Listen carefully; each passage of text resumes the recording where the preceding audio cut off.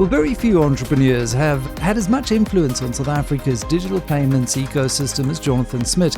He is perhaps best known as the co-founder of PayFast, playing a key role in helping South Africans trust online banking and online transactions at a time when e-commerce was still in its very early nascent stages. And I think back then, convincing both businesses and consumers to move money online certainly wasn't an easy task. This week on the Monocle Banking Podcast, we get into his story.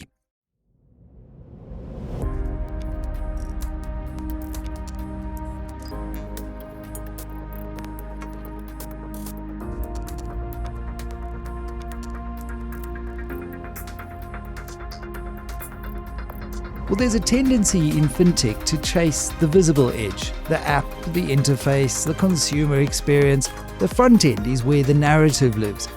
But the real power, the real defensibility sits deeper in the stack, in infrastructure, because payments at their core certainly aren't just a trend. They're not just plumbing, they're systemic. They're a persistent and absolutely foundational system to enable economic activity, the arteries of the economy, if you will. And in South Africa, and increasingly across the continent, we're entering a phase where the battle is shifting away from wallets and user acquisition towards control of the rails themselves. And that's what makes this latest move so interesting. Jonathan Smit, as I said, best known for building PayFast into one of South Africa's leading online gateways, is back in the game. And he's certainly not starting small. He's acquired iVeri, a business with nearly 3 decades of infrastructure, deep banking integrations, and a footprint across more than 10 African markets. So we're going to find out a little bit more about the story and the rationale behind this next venture. Jonathan, welcome. First, I've got to take you all the way back. Was building businesses always part of the vision for the young Jonathan Smit that you had on your wall or a vision board as you were growing up?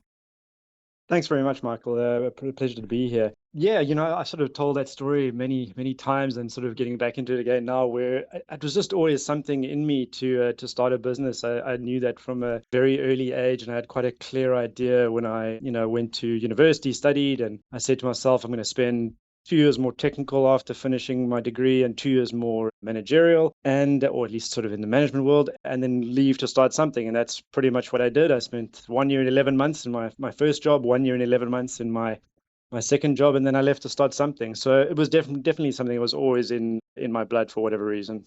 Was it just coincidence that it was exactly the same amount of time at your first 2 stints of formal employment? So I think I actually had a very clear idea that it was that 2 years was the mark. And I think that was just my expiry. It was 1 year, 11 months. So that was coincidental, but I'd always anchored it in my head that 2 years was what I wanted to spend. And I think it was good to actually have that sort of guardrail because definitely in that sort of my second role, I started getting to the point where they, corporate world, they start giving you the golden handcuffs, right? Which becomes ever harder to sort of escape from. So when you then left, you didn't find it too difficult to go and start your own thing.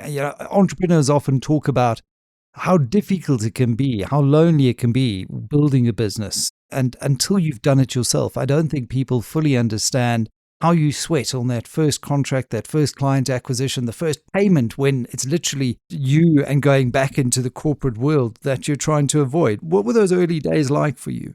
Yeah, I mean, it's definitely a tough journey, but it's also an incredibly rewarding one. I think it can be quite an extreme journey, right? It's sort of characterized by massive lows, but also massive highs, right? It swings both ways. I think for me, luckily I was relatively young. I did the kind of stereotypical thing. I moved back home. I literally started in my sister's room, funnily enough, since my room at my parents' house had been turned into something else. But I went and moved back home. I was in my sister's room with a laptop, and I started experimenting and trying a few things, right? And luckily, I had a little bit of runway in terms of my own money. I got kept expenses low, and just started exploring. So it wasn't like immediately that I went on to starting PayFast. That took about just short of a year. I think it was 8 or 9 months. And in that time, I just kind of followed a bit of a path. I had some work that I could do technically. I, was lucky to start chatting to who became, my partner in PayFast, Andy Higgins, and we chatted about stuff. I ran an import business for him for a while that fed product into Bit or Buy. which was his baby. So there was a lot that I kind of did then. And eventually where that ended up was payments, right?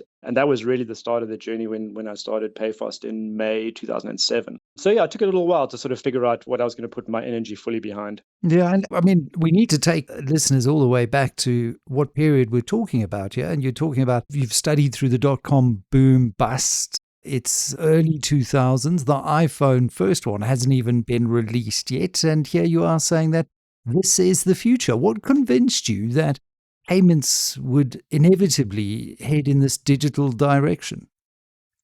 I think for me, it was the early stages of the internet in South Africa. And I was just very excited about that. When I was working, I wanted to experiment with, it was the early days of like Google AdSense and Google AdWords, right? It was still early days of that. And I actually built in my spare time, I built a site that was actually testing the ability that, could you arbitrage Google AdWords and AdSense? Could you actually make money? Could I pay less for someone coming onto a site than I made from them leaving on an advert, right? And it did actually work on a small scale. It was quite interesting. So I was very much interested in the internet. So I wanted to do something that was related to the internet. And, I was thinking about all these different things, and I discussed some stuff with Andy, and whether it was comparison shopping or e-commerce or whatever, there were so many different ideas, right? It really was early days.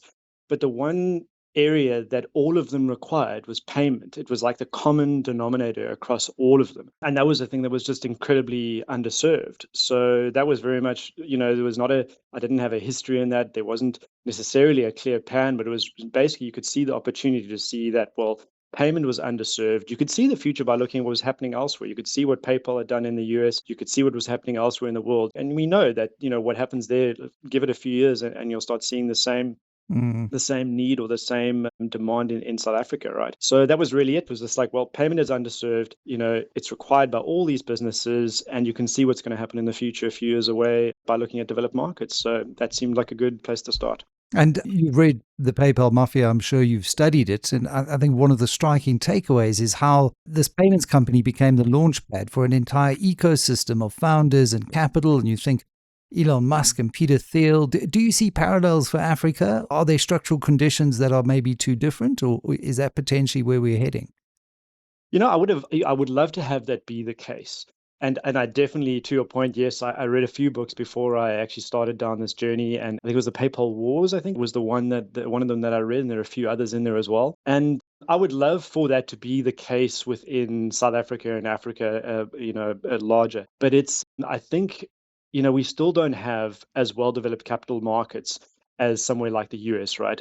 What happened there happened in a place where there are some fairly unique conditions in terms of the depth of capital, the speed at which that ecosystem moves, right? So, I mean, I think, the model that Silicon Valley put into the world, it hasn't really, I don't think it's really worked too many other places in the world than Silicon Valley.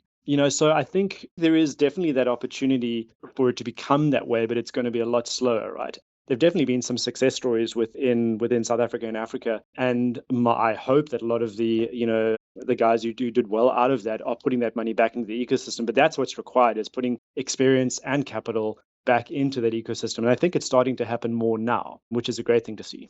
And I think if you look at PayPal's early years, they were very much defined by the newness of the technology. There was regulatory arbitrage. There were fraud battles. I mean, I think they learned by breaking things, which is the old Silicon Valley way of, move fast and break things. I think Africa is, and it appears to be far more regulated in some respects today. Does that limit the ability to build PayPal's scale type innovation here? I think you probably just got to do it differently. I mean, I can't confess to necessarily being an expert on that, but I think it is harder, right? Because capital is not as available. The tolerance for failure is probably not as high, right? So it's like you can't, if you fail, I don't think it's going to be the move fast and break things theme, I don't think works as well where the capital markets aren't as deep and where I think we don't have the same ecosystem. It's not free flowing capital. It's not this thing that's okay, well, we lost money there, we'll try again here, right? I think you've got to be more cautious. I think the ability to build something of scale is definitely there,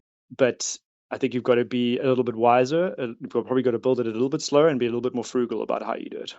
I suppose there was one of the defining traits you mentioned, capital, was the way that the early founders, the Peter Thiels, the Elon Musk, the way they thought about capital, not just building a company, but redeploying capital into multiple ventures.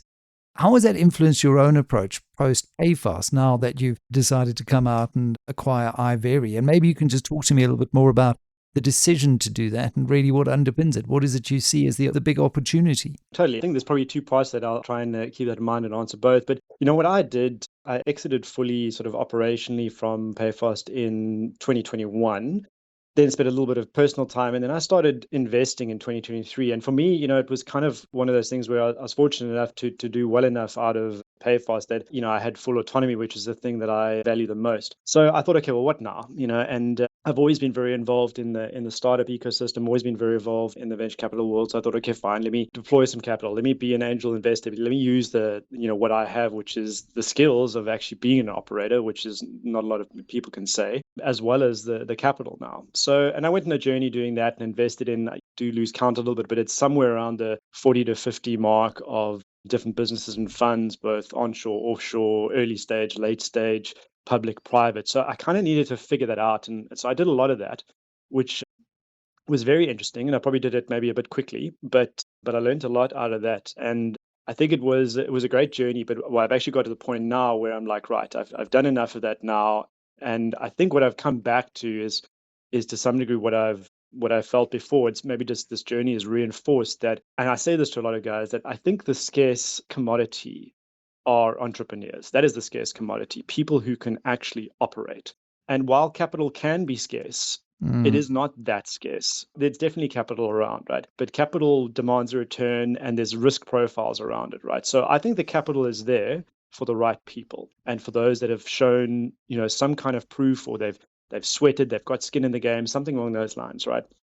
But for me, the scarce commodity is people who can operate as entrepreneurs. So that's kind of where I've come back to. And I think that the combination that I have in terms of that experience, that ability, to be an entrepreneur, operate in that level, as well as having, some of my own capital, is incredibly powerful. And that's really what I'm sort of more seeking to deploy now. So to some degree, I suppose that feeds into my thinking about iVeri, where, there it's an interesting one. I stayed away from payments for a little bit in my investing journey. There were some businesses that were fintech in nature, but not sort of squarely back in the payments world necessarily. And iVeri is an interesting one where, Barry and Roland, they were some of the first people I chatted to before I even started PayFast. So, I've known them for a very long time. I've known about the business for a very long time.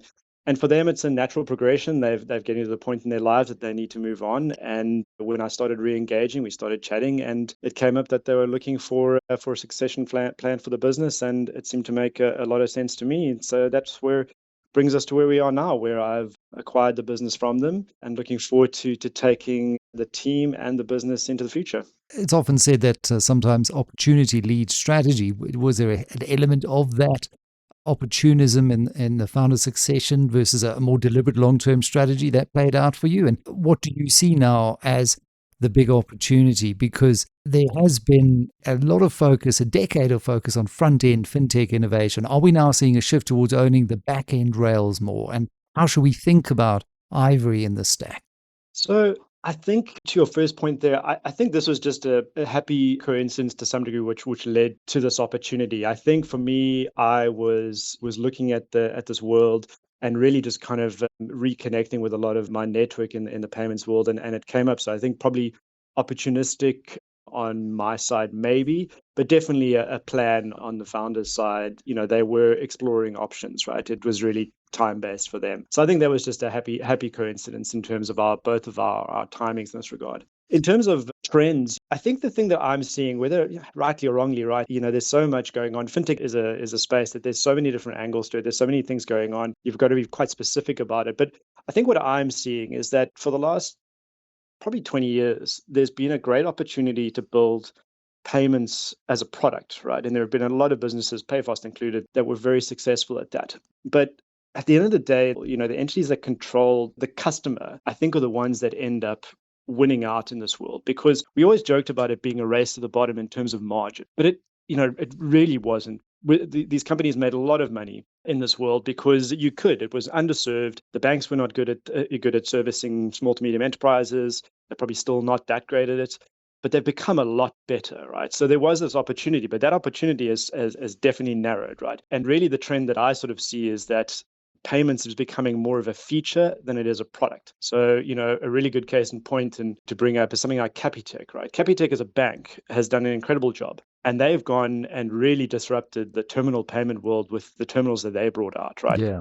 And they said, this is a feature of a client's relationship with us as a bank. And in that relationship, we can offer them debt, we can offer them banking, we can offer them asset finance, we can offer them payments. So it's merely a feature of that relationship, right? Rather than an independent product by itself. And I see that that is a trend that kind of goes forward, and that drives down margin, right? Which means you have to play in that space a little bit differently. The banks ultimately are the juggernauts in the space, and they're just going to become better and better at it. They're slow, but they become better over time. So, I mean, if payments are a feature, then obviously the margin pool must be shifting elsewhere. Where is it shifting? Is it into the lending, data, distribution? Where do you see that value pool shifting? Well, the thing that I liked about iVeri, which plays into this theme, is that iVeri has built a business on actually helping banks really ultimately be successful at payments, right? It's largely an acquiring as a service business. And there are a few of these businesses out there where you won't see their names in lights, but that is what they do, right? And iVeri is one of them. But that means that there's a business that has been built on a margin that was actually very thin to start with, where there is a great opportunity to move up in terms of that margin rather than getting squashed from the top down. So I think that is something which is very powerful, where we operate across both online and in person, in multi-jurisdictional, right? South Africa and rest of Africa as well, right? So it's really multi-country, multi-channel, omni-channel, and at scale, right? And that's what you need to be in order to be competitive in the space now. And that's something that's baked in. In terms of where margin goes, I think that the shift is probably margin moving a little bit more back to the banking realm in one instance, but then also something that has become a big spinner for a lot of parties is the debt, right? It's things like merchant cash advance, is potentially buy now pay later, although I'm not a big fan of that as a product, but those are things. So I think debt is becoming better. Credit is becoming better. Like, people are becoming better at the decision making, the speed of it, where it can be offered. It's like invoice factoring, all those kind of things are becoming quite a good area for anyone playing in the space, right? But for me, payments it's the rails, right? And it is the pipes that are there. And I think having playing in that space is something that I find very interesting. Infrastructure is interesting to me. And a business that has built scale on a very thin margin across multiple jurisdictions, to me, I find very interesting. But what I see is a bit of a tension here, isn't there, Jonathan? Because if payments are a feature, why then double down on infrastructure through iVeri? So I think there's more that can be done there, right? And I think what you'll see is that some of the companies that have been in the space for a while, with the good payment companies, I think they're under a lot of pressure because the margins are decreasing, right? My thesis in iVeri there is that it's always run this game on a thin margin, and it's able to compete in that space. And the opportunity is to go up, not down. So a lot of the existing companies are getting pressure from the top, whereas iVeri has the opportunity to actually become more known, to compete better in that space, and to actually move up in terms of margin rather than down. Right. I want to come back to your buy now, pay later statement, which I found interesting. And I have my own reservations, but I don't want to preempt yours. What is it about the model that you're not a huge fan of? I suppose that's just sort of incidental. I don't know. So I suppose the fundamental for me is that I just don't see how it's a net good. I think that's my fundamental, and this is probably speaking just really personally. I feel that what it does is it just actually introduces hidden cost in a transaction. Now, you could say that, but it's good for people who want to. They get no interest and they can pay over 4 payments 2 weeks apart. But fundamentally, it puts cost into the transaction because there are people who run those platforms, there's marketing, there's all the rest of it, right, that has to be paid for. And yes, fine, that cost gets pushed onto the merchant, but fundamentally, the money has to come from somewhere. So all that's going to happen is you're increasing the cost for the merchant. The merchant has to increase their prices across the board at some point to cater for that. So that means that everyone then just ends up paying more. So I don't see how it's a net good. That's probably my reservation with it. Interesting. Mine's also probably personal as well, in that, it's very difficult, again, to ensure that people don't become over indebted through the BNPL options that are out there. And that does create a certain worry for me around the levels of indebtedness in the South African market, where we are already very credit hungry. And that's quite separate to a small business and saying to the merchant, you've got now, greater avenues through which to sell products, which I think are two separate issues. But, at the consumer level, I do worry that there is still a bit of an opaque understanding of just how much BNPL credit is out there and how much is being taken up by consumers and what pressure they're under. Absolutely. Look, I mean, it's one of those things where it's in a regulatory gray space, right? And guys have definitely used as an opportunity to say, right, well, it's unregulated at the moment.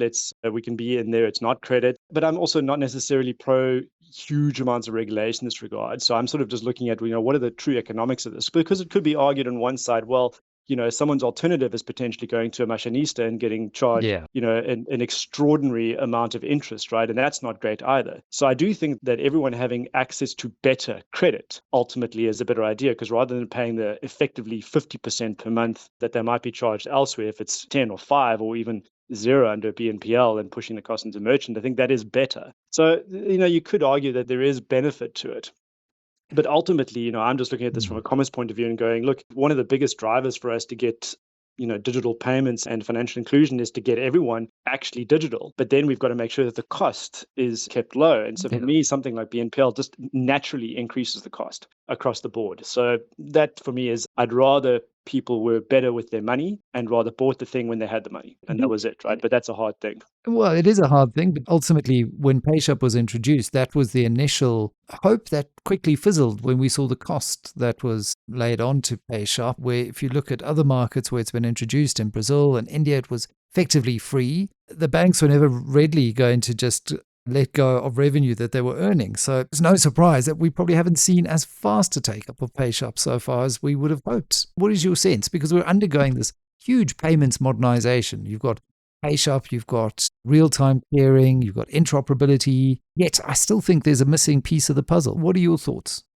Yeah, I mean, I don't know if I'm the missing piece of the puzzle. I think PayShop is a great thing. As you rightly said there, this has worked really well in other parts of the world and to great success. And yes, one can argue that maybe the implementation here wasn't as good as it could be, but I think at least it's there, right? And we've got something that we can learn from and build on. And yes, to your point, each of the banks kind of implement it differently and they put their different costs on it, but at least it is there. And we have effectively a local scheme now, right? And at least the revenue is staying in the country, which is a good thing. And I think in time, we can see it evolve. We can see pressure or to change the way that it's charged for. Already some of the banks have changed the way that they bill for it in terms of whether it's below a certain value or, so I think there can be evolution, but the first thing is that needed to be built. So at least it is there. And I think over time now, we can see more and more usage. I think it is seeing consistent growth. It is seeing consistent usage. And I think it's something that we can definitely build on. So I think I'm cautiously optimistic about the future of local schemes kind of globally, but in South Africa specifically. And I think there's just a lot more we can do there. And at least it exists for us to build upon now.